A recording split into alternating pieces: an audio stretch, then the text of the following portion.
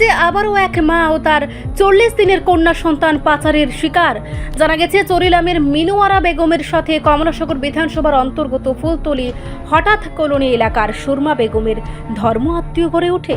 তারপর থেকেই দুই পরিবারের আসা যাওয়া শুরু হয়। এরই মধ্যে গত 17 অক্টোবর শুক্রবার সুরমা বেগম গাড়ি নিয়ে যায় মিনুয়ারা বেগমের মেয়ে সোনালী আক্তার ও 40 দিন বয়সী নাতনি সুলতানা আক্তারকে তাদের বাড়িতে বেড়ানোর জন্য নিতে যায় এবং সোনালী আক্তারের মায়ের কাছে বলে কিছুদিনের জন্য বেড়াতে নিয়ে যায়। এরপর গত রবিবার সেই বাড়ি থেকে আচমকাই উধাও হয়ে যায় আর সোনালী আক্তার সহ তার 40 দিনের কন্যা সন্তান এবং তার মোবাইলটিও বন্ধ হয়ে যায়।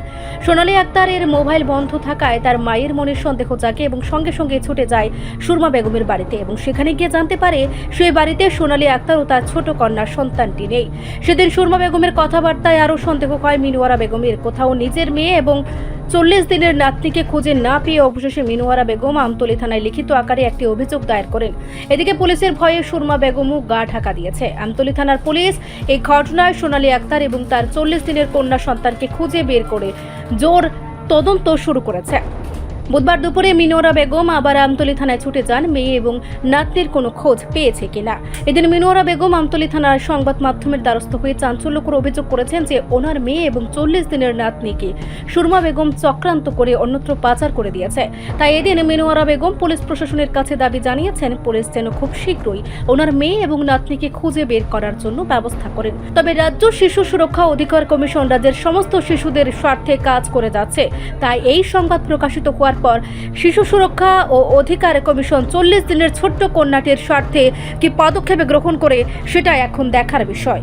আমি থানা পুলিশের কাছে প্রশাসনের কাছে আসি যে তারা আমার মায়েরা আনছিল, তারা আছে আমার মায়েরা পুলিশের কাছে একটা আবেদন যে আমার সন্তানটা মায়েরা যাতে ফিরিয়ে দেয় আমার কাছে।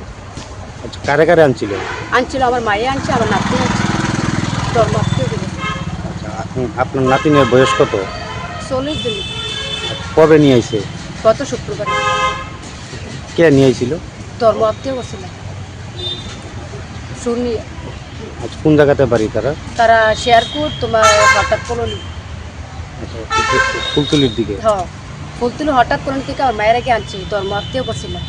ধর্ম আত্মীয় করার পর থেকে তারা আমরা বাড়ি থেকে আমার মায়েরা নাতিরা আমার বলেছিল তারা আনছে বেড়াবার কথা হয়ে অনেকটা পুলিশের কাছে আমার আবেদন করে প্রশাসনের কাছে যেটা আমার নাতিনটা আমার মায়েরা জানতে পারে তারা খুঁজছে নিতে তারা আমার কাছে দেয়। আচ্ছা, আপনার কি ধারণা হয়?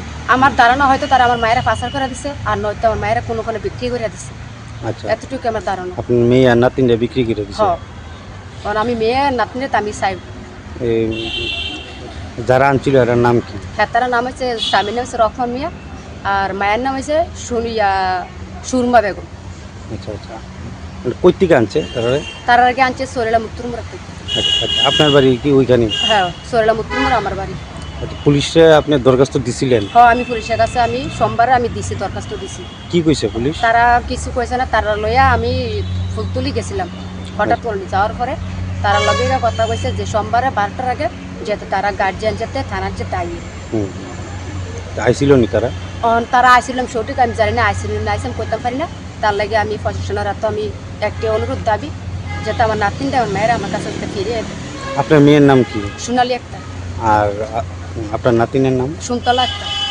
আচ্ছা আচ্ছা, এখন কোন থানাতে আইছেন? ওখানে আইসি আমি আমতলী থানাতে। আপনার নাম কি? আমার নাম মিনুয়ারা বেগম।